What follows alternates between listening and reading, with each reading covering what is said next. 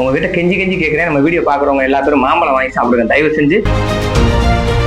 நம்ம ஃபாலோவர் சப்ஸ்கிரைபருக்கு வந்து ஒரு சின்ன ரெக்வஸ்ட், நான் அதை ரொம்ப கெஞ்சி கேட்டுக்கிறேன். என்ன அப்படின்னு சொல்லி பாத்தீங்கன்னா, இப்போ வந்து சீசன் பாத்தீங்கன்னா மாம்பழ சீசன் போயிட்டு இருக்கு. சீசன் உணவுகள்ல வந்து சாப்பிடுங்க. இப்போ தண்ணிப்பழம் சீசன் வந்துச்சு. தண்ணி பழமே இந்த தடவை ரொம்ப சீரழிஞ்சிருச்சுங்க. ₹1 ₹2 வரைக்கும். ஏற்கனவே தண்ணி பழத்தை நல்ல குவாலிட்டியான பழத்தையே விவசாயிகள்கிட்ட பாத்தீங்கன்னா ₹4 ₹5 தான் எடுப்பாங்க. இந்த தடவை ரொம்ப மோசமான நிலைமைக்கு போயிடுச்சு தண்ணி பழம். அது எதனால அப்படின்னு சொல்லி எல்லாத்துக்குமே தெரியும். அதே போல இப்போ வந்து மாம்பழம் சீசனை வந்து சோசியல் மீடியாவில் நிறைய பாக்குறோம். மாம்பழ சீசன் வந்துருச்சு. மாம்பழங்களை எல்லாம் கொண்டு போய் கம்மாயிலையும் இதுல ஏரியிலையும் கொட்டுறாங்க. நிறைய கீழே கொட்டுறாங்க. போட்டு போராட்டங்கள்லாம் பண்ணிட்டு இருக்காங்க. பார்க்கும்போதே ரொம்ப கஷ்டமா இருக்குங்க. இது வந்து நம்ம இதை பார்த்து வருத்தப்படுறதுக்கு ஒண்ணும் இல்ல. இதை நம்ம எல்லாம் வாங்கி சாப்பிட்டோம்னாலே இந்த பிரச்சனைகள்லாம் வராதுங்க. விவசாயிகளுக்கு நிலைமை வராது. நம்ம வீடியோ பாக்குறவங்க ஒரு விஷயம் பண்ணுங்க. ஒரு ஆள் 1 கிலோ வாங்குங்க போதும். 1 கிலோ வாங்கினாலே 10,000 பேர் வாங்கணும் அப்படின்னா ஒரு 10,000 கிலோ. தயவு செஞ்சு அந்தந்த சீசன் உணவுகளை சாப்பிடுங்க. யாரோ ஒருத்தவங்க வீடியோ போடுறாங்க. வீடியோ பார்த்துட்டு ஃபுட் ரிவ்யூ போடுறாங்க. உடனே அந்த இடத்துக்கு படையெடுத்து போறாங்க.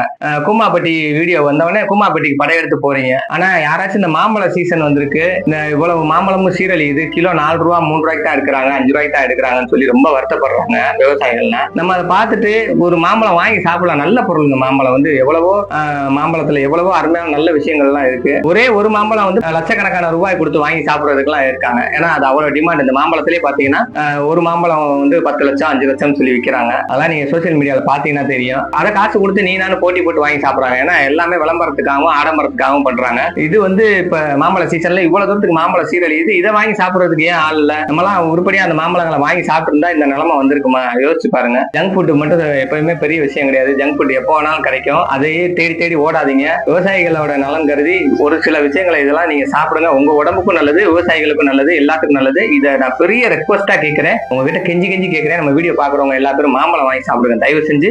நம்மளால முடிஞ்ச வரைக்கும் ஒரு மாம்பழமாச்சும் ஒரு ஆள் 1 மாம்பழம் 2 மாம்பழம் சாப்பிடுங்க. சாப்பிட்டீங்கன்னா அந்த மார்க்கெட்ல வந்து இவ்வளவு மாம்பழம் சீப்பா போகாது. இருந்தாலும் மாம்பழம் இவ்வளவு ரேட்டு கம்மியா கிடைக்கிற நேரத்திலயும் ஒரு சில பேர் ரேட்டு கூட விற்கிறாங்க. அதை பத்தி ஒன்றும் பிரச்சனை இல்லை.